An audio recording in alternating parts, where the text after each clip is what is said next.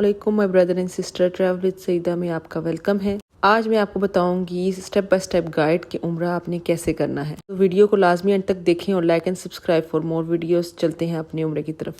सबसे पहले how to perform उम्रा। सबसे पहले उम्रा के 4 पिलर्स होते हैं। फर्स्ट एहराम, सेकंड तवाफ, 3 सई और 4 हलक एंड कसर। फर्स्ट नंबर पे एहराम है। एहराम कैसे बांधना है, इसकी क्या पाबंदियां हैं, इस वीडियो में मैं आपको बताऊंगी। उसके बाद सेकंड नंबर पे आ जाता है तवाफ। आपने तवाफ कैसे करना है और कौन कौन सी दुआएं मांगनी है तवाफ में, वो मैं सारा कुछ इस वीडियो में बताऊंगी आपको। उसके बाद हमारा थर्ड स्टेप आ जाता है सही करना। सही का मैं पूरा तरीका बताऊंगी, जो हम सफ़ा और मरवा के दरमियान 7 चक्कर लगाते हैं, और फिर हमने कौन कौन सी दुआएं मांगनी है वो भी मैं आपको बताऊंगी इस वीडियो में। उसके बाद चौथा ऑप्शन हमारा जो आ जाता है वो हलक एंड कसर। आपने सर के बाल काटने हैं, और कितने काटने हैं, औरतों ने कितने आदमियों ने बाल काटने हैं या टिंड करवानी है, और बच्चों का क्या है हिसाब, बच्चों ने बाल काटने हैं कि नहीं काट, सब कुछ बताऊंगी इस वीडियो में। तो फर्स्ट स्टेप है एहराम। एहराम को कैसे बांधना है तो हम बताते हैं इस वीडियो में कि सबसे पहले है एहराम की तैयारी, प्रिपरेशन ऑफ एहराम सबसे पहला फर्स्ट स्टेप है। एहराम को बांधने से पहले आप कुछ चीज़ों का ख्याल रखें। आप पहले नाखून काट लें, अगर आपके नाखून पड़े हुए हैं, आपके जिस्म के जो एक्स्ट्रा बाल हैं वो साफ़ कर लें, और उसके बाद आप गुस्ल कर लें। जिस्म पे खुशबू लगा लें, क्योंकि एहराम बांध के फिर आप खुशबू नहीं लगा सकेंगे। और एक और बात, अगर आपकी डायरेक्ट फ्लाइट है जद्दा, तो आप एहराम जो है आप घर से पहन के जाएंगे, या फिर आप मिकात के पॉइंट पे पहुंचने से पहले एहराम बांधेंगे। सेकंड ऑप्शन में आप जो है एहराम एयरपोर्ट पे बांधेंगे, इन केस आपकी अगर कनेक्टिंग फ्लाइट है। एहराम बांधने से पहले आप नियत करेंगे, वजू करेंगे, फिर आप एहराम बांध देंगे, और बच्चों को भी ऐसे एहराम बांधेंगे। ये अब आगे मिकात पॉइंट्स, ये मिकात पॉइंट्स है जिन्होंने मिकात पे अपना एहराम बांधना है। तो लोग डायरेक्ट मदीना जा रहे हैं तो उनको एहराम की पाबंदियों में आने की जरूरत नहीं है। वो जब रास्ते में मदीना से मक्का जा रहे होंगे तब वो एहराम बांधेंगे, और वहीं पे नियत करेंगे, वहीं पे वजू करके एहराम बांधेंगे। अब एहराम में कौन सी चीज़ें होती हैं, 2 वाइट क्लोथ्स होते हैं, और एक बेल्ट होती है, सैंडल्स होती है। बेल्ट ऑप्शन है, अगर आप लगाना चाहते हैं तो ठीक है, नहीं लगाना चाहते तो इसमें ज़रूरत नहीं। आपने एहराम पहनना कैसे है, सबसे पहले अज़ार होता है, इसको आपने नीचे अपने कमर से इसको बांधना स्टार्ट करना है। ये बेल्ट इसको प्रोटेक्ट करती है कि गिरे ना। उसके बाद रिदा होती है, जो ऊपर चादर आप अपने शोल्डर्स के ऊपर डालते हैं, जो कुछ इस तरह दिखती है। ने बंद जूती नहीं पहननी, आपने ओपन जूती पहननी है, क्योंकि एहराम में ये शामिल है। अब मैं आपको बताऊंगी फीमेल्स के एहराम में क्या इंक्लूडेड है। फीमेल्स का एहराम, जो उनके कपड़े होते हैं वो नॉर्मल कपड़े होते हैं, उसी को एहराम कहेंगे। और इस एहराम में आपने अपने सर को, अपने जिस्म को कवर करना है अच्छी तरह, हेड कवर होना चाहिए आपका। अब आपने एहराम पहनने से पहले नियत करनी है। नियत के अल्फाज ये हैं, लब्बैक अल्लाहुम्मा उम्रा। बच्चों की नियत आप खुद करेंगे बच्चों की तरफ से। नियत के अल्फाज अदा करने के बाद अब आपने एहराम बांधना है। नियत के अल्फाज अदा करने के बाद आपके जो 2 वाइट क्लोथ्स हैं वो आपने वेयर कर लेने हैं, और फीमेल जो है वेयर करेंगी नॉर्मल क्लोथ। अगर आप अबाया पहनना चाहते हैं तो आप अबाया पहन के अपने आप को कवर कर लें। अब एहराम बांधने के बाद आपने तलबिया कहना है ऊंची आवाज, लब्बैक अल्लाहुम्मा लब्बैक ला शरीका लक लब्बैक इन्नल हम्दा वन निअमता लक वल मुल्क ला शरीका लक। अब आपने कौन सी चीजें हैं जो एहराम की हालत में नहीं करनी। आपने नाखून नहीं काटने, आपने शेव नहीं करनी, आपने परफ्यूम नहीं लगानी, आपने किसी जानवर को ज़िबा नहीं करना, आपने शादी का पैगाम नहीं भेजना, आपने सिले हुए कपड़े नहीं पहनने, आपने घास नहीं काटनी मक्का की बाउंड्रीज के अंदर हालत एहराम में। कुछ चीज़ें ऐसी हैं, अगर आप वो रूल्स तोड़ेंगे तो आपके ऊपर दम लाजमी होगा। आपने मिकात क्रॉस कर लिया विदाउट एहराम तो आप पे दम लाजमी होगा, वो दोबारा मिकात पे जाना पड़ेगा, और दोबारा एहराम की नियत करके एहराम बांधना पड़ेगा। और अगर आप गलती से परफ्यूम लगा लेते हैं या कोई खुशबू वाली चीज़ अपने एहराम पे लगा लेते हैं, तब भी आप पे दम लाजम होगा। एक लंबी लिस्ट है जो मैं आपको डिस्क्रिप्शन बिलो में डाल दूंगी, आप वहाँ से रीड कर लेना लाजमी बिफोर गोइंग टू उम्रा, कि आपने कौन कौन सी चीज़ों से अवॉइड करना है, और कौन कौन सी चीज़ों पे दम होगा, क्या क्या आपको दम में शामिल है, वो सब कुछ मैं डिस्क्रिप्शन में डाल दूंगी, तो आप वहाँ से रीड कर लेना एक दफ़ा। ये भी मैंने चीज़ें लिखी हुई हैं, कौन कौन सी चीज़ें आपने अवॉइड करनी है। उर्दू में भी लिखती हैं और इंग्लिश में भी लिखती हैं, ताकि जो उर्दू पढ़ने वाले हैं वो उर्दू में पढ़ लें, और जो इंग्लिश पढ़ने वाले हैं वो इंग्लिश में पढ़ लें। सफ़र के दौरान आप ब्लॉकबाज से परहेज करें, ज़्यादा से ज़्यादा आप तलबिया पुकारें, तलबिया पढ़ें, और आप सब हम पे दरूद भेजें, कुरान पाक सुने, कुरान पाक पढ़ें, और जो सी दुआएं आपने उधर मांगनी है उन दुआओं को एक दफ़ा रिवाइज कर लें या याद कर लें। सफ़र के दौरान आपके पास ये सुनहरी मौका होता है सफ़र के दौरान, क्योंकि आपके पास टाइम होता है, आप अपनी दुआएं याद कर सकते हैं, रिवाइज कर सकते हैं। जो सा उम्रे का तरीका है उसको एक दफ़ा देख लें कि क्या करना है उम्रे में। जब आप मस्जिद में पहुंचे तो ये दुआ पढ़ें, बिस्मिल्लाह अल्लाहुम्मा सल्ली अला मुहम्मद अल्लाहुम्मा ग़फ़िर ली वफ़्तह ली अब्वाब रहमतिक। ये दुआ जब आपने मस्जिद अल हराम में एंटर होना है तभी आपने ये दुआ पढ़नी है, ये सुन्नत है, आप सल्लल्लाहु अलैहि वसल्लम ने भी ये दुआ पढ़ी थी। उसके बाद जब आप खाना काबा की तरफ जा रहे होंगे तो अपनी नजरें झुका के रखना, और ताकि जब आपकी खाना काबा पे नजर पड़े तो आप ज्यादा से ज्यादा दुआ करना उसको देख के। अल्लाह आप सबकी दुआएं कबूल करे जब आप दुआ मांगे वहां पे जाके। दुआ करने के बाद जो सेकंड स्टेप आता है तवाफ। अब आपने तवाफ की तैयारी करनी है। طواف کرنے سے پہلے آپ نے تلبیہ کہنا بند کر دینا ہے اور آپ نے باوضو ہونا چاہیے طواف کرنے کے لیے، اور آپ نے حجر اسود سے طواف سٹارٹ کرنا ہے۔ آپ نے استباء کرنا ہے۔ استباء جو ہے مردوں کے لیے ہے، مرد اپنی جو چادر ہے یہ اپنے رائٹ شولڈر سے نکال کے لیفٹ شولڈر کے اوپر ڈال لیں گے، جیسا کہ آپ اس تصویر میں دیکھ رہے ہیں کہ ادھر بھائی نے اپنے رائٹ شولڈر سے نکال کے یہ چادر اپنے لیفٹ شولڈر پہ ڈال لی ہے۔ طواف جو ہے لازمی باوضو ہو کے کیا جائے گا اور حجر اسود سے یہ سٹارٹ ہوگا۔ طواف 7 چکروں میں کمپلیٹ ہوتا ہے اور اسے آپ ننگے پاؤں کرنا پڑتا ہے۔ حضرات پہلے 3 راؤنڈ میں رمل کریں گے طواف کے، رمل تیز تیز اور اکڑ کے چلنا۔ اب آپ نے حجر اسود کے سامنے ایسے کھڑا ہونا ہے کہ سارا حجر اسود آپ کے رائٹ سائڈ پہ ہو۔ رہنمائی کے لیے سب سلائڈ جو ہیں انہوں نے حجر اسود کے پاس لگائی ہوئی ہیں کہ یہاں سے حجر اسود سے آپ نے اپنا طواف سٹارٹ کرنا ہے۔ طواف کا آغاز آپ نے حجر اسود کے استلام سے کرنا ہے۔ استلام حجر اسود کو بوسہ دینا، یہ ممکن نہیں ہے حجر اسود کو بوسہ دینا تو پھر اپنا ہاتھ حجر اسود کے اوپر لگا کے اپنے ہاتھ کو چومنا، اور اگر زیادہ رش کی وجہ سے اگر آپ اپنا ہاتھ بھی نہیں لگا سکتے حجر اسود کو تو پھر آپ دور سے اس کو اشارہ کریں گے ہاتھ سے یا چھری سے، اور اگر آپ چاہتے ہیں تو وہ اپنا ہاتھ چوم بھی سکتے ہیں۔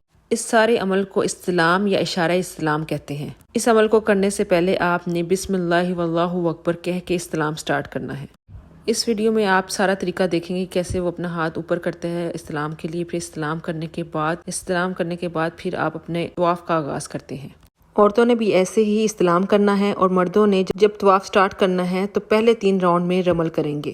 رمل کیا ہے؟ رمل تیز تیز چلنا اور کندھوں کو تھوڑا سا اکڑا کے چلنا، اور پہلے 3 راؤنڈ میں مرد یہ رمل کریں گے، جبکہ عورتیں رمل نہیں کریں گی، وہ نارمل چال چلیں گی۔ جیسا کہ آپ اس ویڈیو میں دیکھ رہے ہیں کہ آدمی پہلے 3 راؤنڈ میں کر کے چلیں گے، اس عمل کو آپ رمل کہتے ہیں۔ باقی کے جو 4 راؤنڈ ہیں اس میں وہ نارمل چال چلیں گے۔ ادھر ایک میں آپ کو بات بتاتی چلوں، آپ نے حجر اسود، رکن یمانی اور ملتزم پہ بالکل نہیں رکنا، کیونکہ وہاں پہ خوشبو لگی ہوتی ہے اور خوشبو آپ کے احرام کو لگ جاتی ہے، تو آپ نے بالکل وہاں پہ رکنا نہیں ہے، اس کے ساتھ چمٹنا نہیں ہے، چمٹنے سے آپ کو خوشبو لگ جائے گی تو جس سے آپ پہ دم لازم ہو جائے گا۔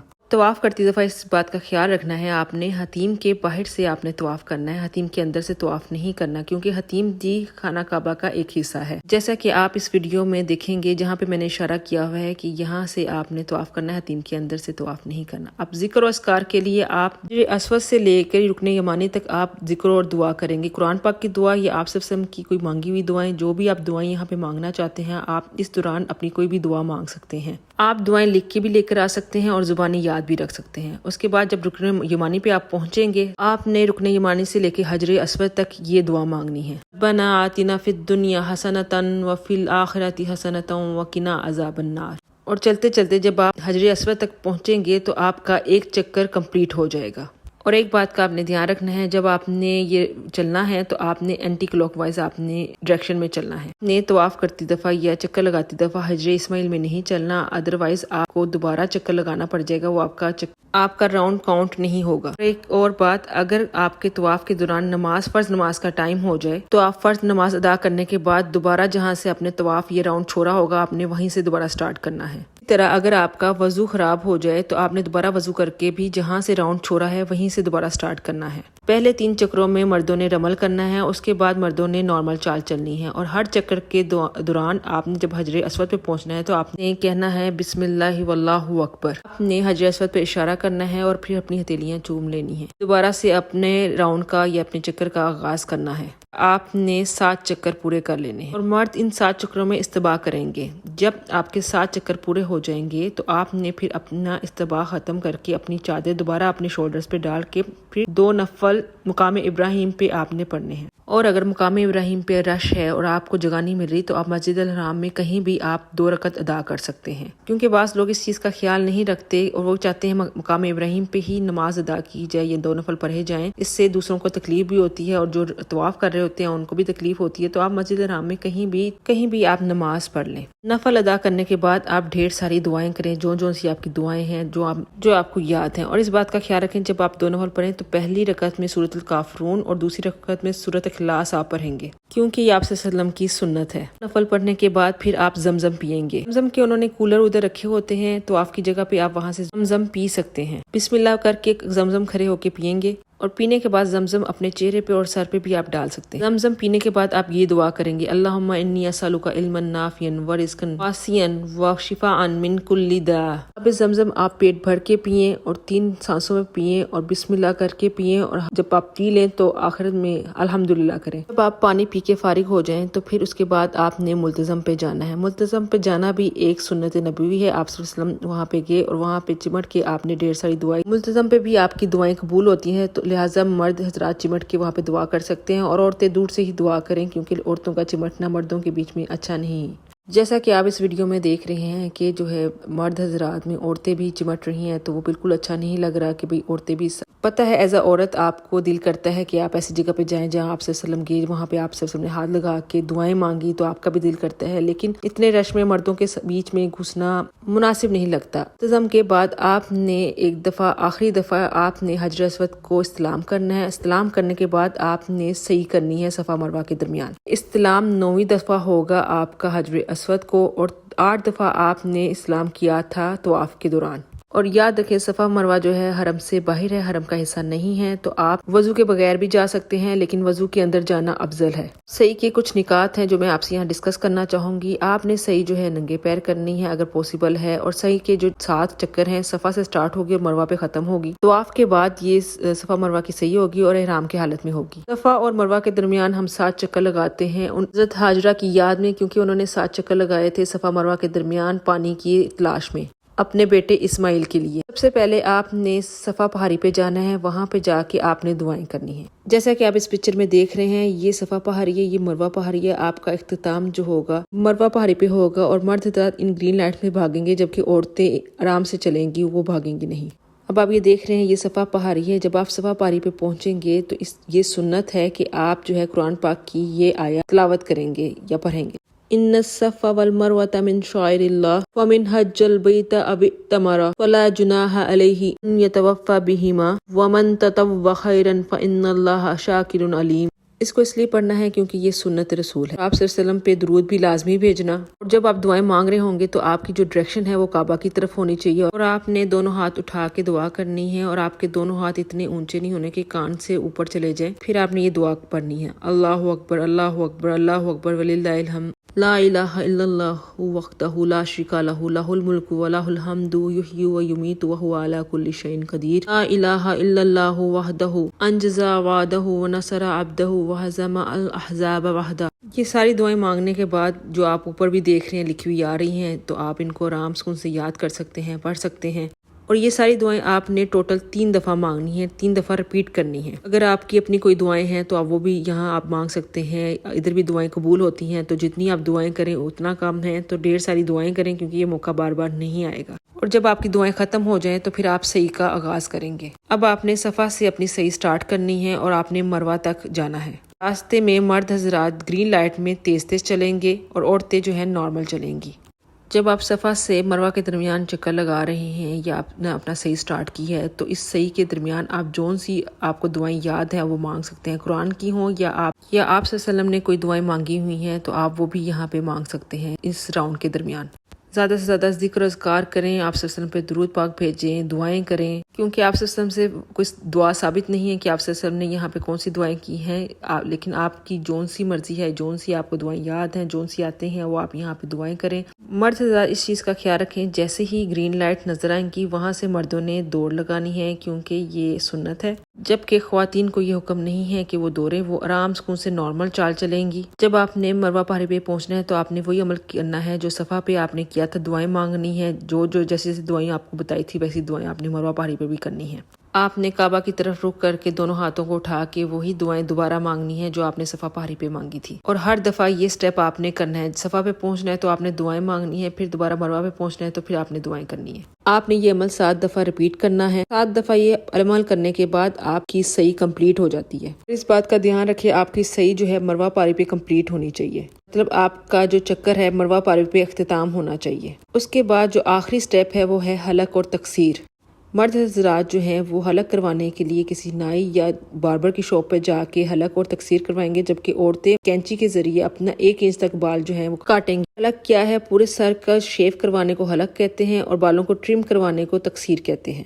مردوں کے لیے افضل یہی ہے کہ وہ بالوں کا حلق کروائیں۔ حلق جو ہے سنت بھی ہے اور اس سے ثواب بھی زیادہ ہے، اور حلق جو ہے بالوں کی یعنی سر کی شیو کروانا۔ اور آپ جب حرم سے باہر نکلیں گے تو آپ کو بہت سے جو باربر مل جائیں گے آپ کو حرم کے باہر جو شیو کر رہے ہوں گے، لیکن کوشش کرنا کہ جو آتھرائز باربر ہے یا حجام ہے اسی سے آپ شیو کروائیں، کیونکہ وہ ہر دفعہ اس طرح نیا یوز کرتے ہیں فور شیونگ کے لیے۔ بچوں کی چاہے آپ ٹنڈ کروا دیں یا ان کے بال کاٹ دیں، یہ آپ کی اپنی مرضی ہے اگر بچے ساتھ عمرہ کر رہے ہیں۔ عورتیں جو ہیں 1 انچ تک بال اپنے کاٹیں گی۔ بال کاٹنے سے اور حلق اور تقصیر کروانے سے آپ کا عمرہ کمپلیٹ ہو جاتا ہے، آپ عمرے کی پابندیوں سے یا احرام کی پابندیوں سے نکل آتے ہیں۔